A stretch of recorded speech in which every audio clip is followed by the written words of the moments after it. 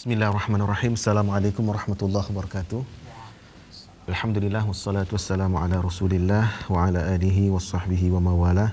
Rabbi shrah li sadri wa yassir li amri wa hlul 'uqdatam min lisani yafqahu qawli. Rabbi zidni ilma warzuqni fahma. Para pemirsa ACTV yang dimuliakan Allah Subhanahu wa taala, setelah kita bersyukur pada Allah dengan kita memuji dan memuja Allah, mengucapkan alhamdulillah dan bersolawat kepada Nabi kita yang mulia Nabi Muhammad sallallahu alaihi wasallam, maka pada pertemuan Ustaz Mujab pagi ini kita akan melanjutkan pembicaraan berkaitan dengan keislaman, tema-tema keislaman.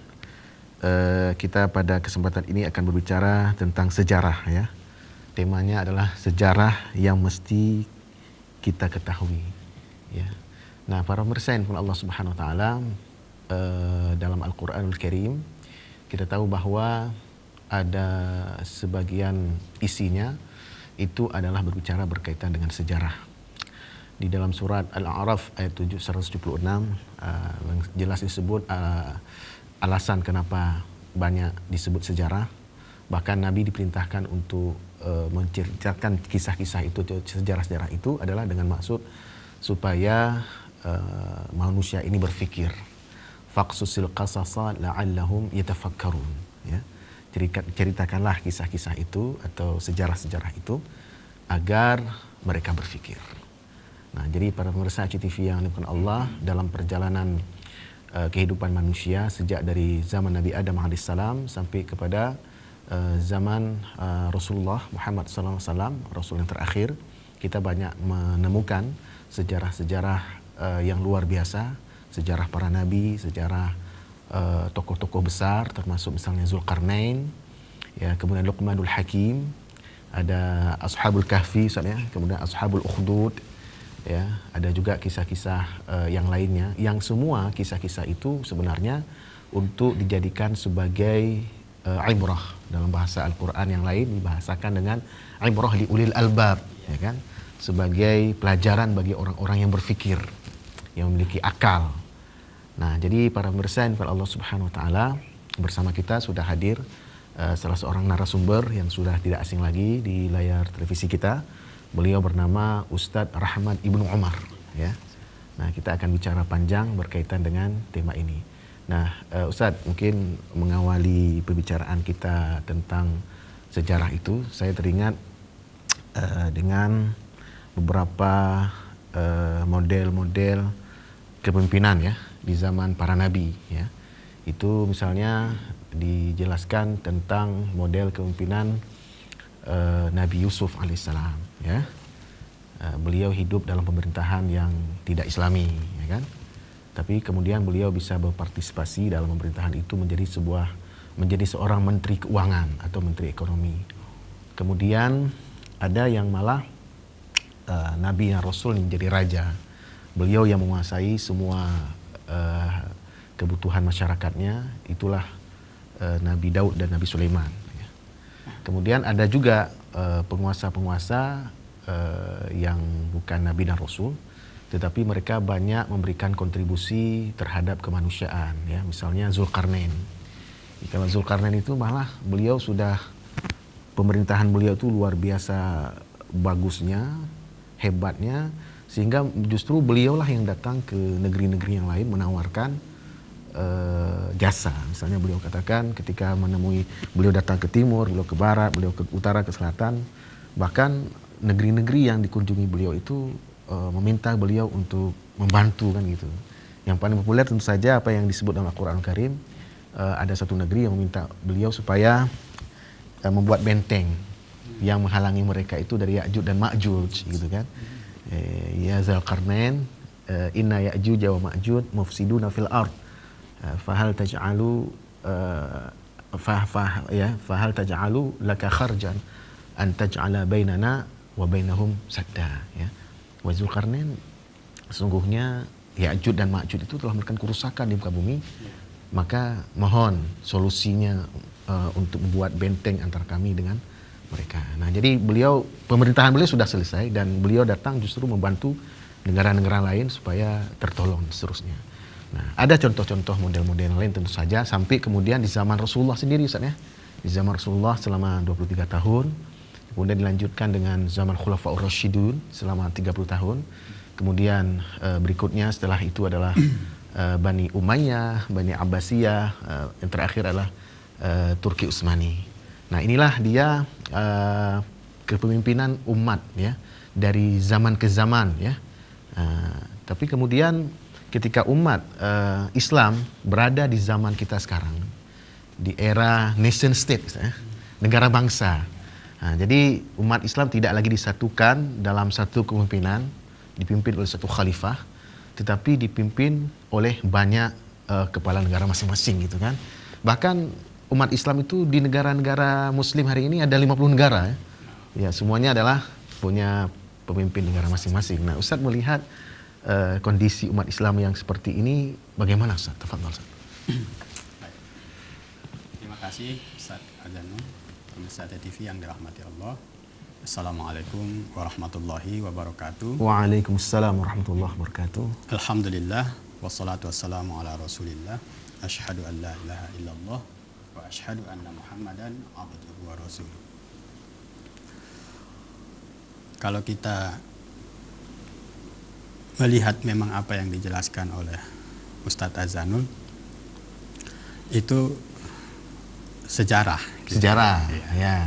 Karena yang namanya sejarah itu adalah peristiwa yang terjadi di masa lampau.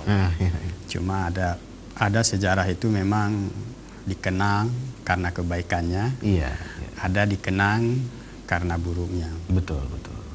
Nah, dan perlu juga kita ketahui dalam persoalan sejarah ini, ada kalanya dia memang ditulis oleh penjilat, ada kalanya dia ditulis oleh pencela. Jadi tergantung keadaan. Ya, betul. Jadi itu satu sejarah. Ya. Dia ditulis kadang oleh penjilat dan juga kadang oleh pencela. Okay. Kemudian kalau kita ingin berbicara mengenai sebuah peradaban atau sebuah sistem atau sebuah kepemimpinan, maka kita harus memperhatikan apa-apa yang menjadi komponen daripada sistem atau kepemimpinan yang sedang berlangsung pada zaman itu. Iya. Karena kalau kita melihat sebuah sistem dan perjalanannya dari pelaksanaan ataupun dari penerapan sistem itu, maka ini akan tergantung kepada orang-orang yang mengambil ataupun yang melihat sejarah itu. Iya. Kalau dia punya kepentingan yang tidak baik, maka dia akan mengambil hal yang buruk dari perjalanan sebuah sistem. Tapi ketika dia melihat ada sesuatu yang baik di situ, maka yang diambil adalah yang baik dari perjalanan peradaban itu. Betul. Kalau kita bicara pemerintahan Islam, maka kembalinya adalah kepada dalil-dalil yang menjelaskan tentang sistem pemerintahan Islam itu. Seperti apa yang disebut sistem pemerintahan Islam, kan begitu. Iya. Yang namanya pemerintahan biasanya punya asas. Iya. Kemudian yang kedua punya peraturan. Pemerintahan Islam itu asasnya sudah jelas adalah akidah Islam. Ya. La ilaha illallah Muhammadar Rasulullah. Ya. Kemudian peraturan dimanapun dia ada, fungsi dari peraturan itu adalah untuk menjadi problem solving. Untuk menjawab apa yang menjadi persoalan masyarakat. Ustaz, ya? Betul.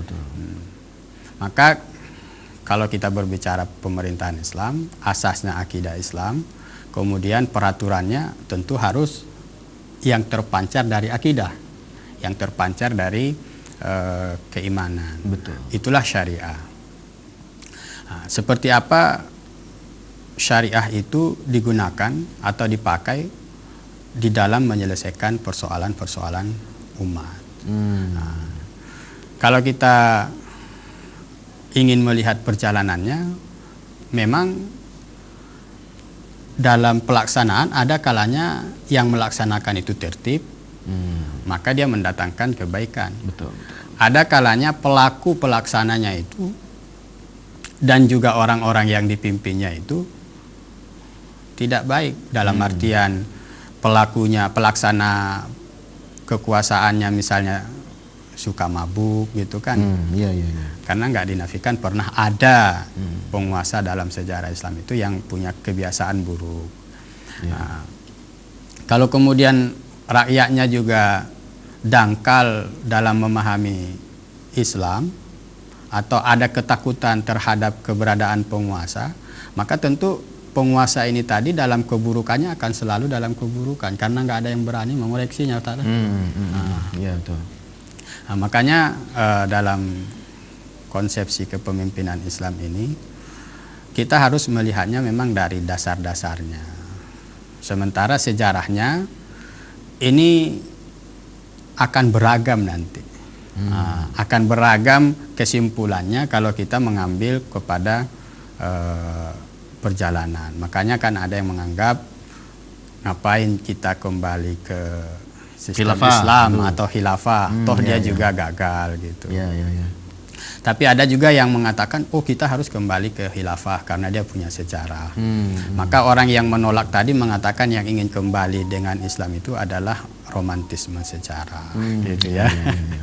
Nah, jadi itu adalah kesalahan kita dalam mengambil sebuah kesimpulan. Karena kalau mestinya kan dalam Islam itu fakta itu bukan manatul hukmi ya Ustaz. Fakta itu kan bukan sumber hukum, tapi dia untuk dihukumi. Nah, misalnya, apakah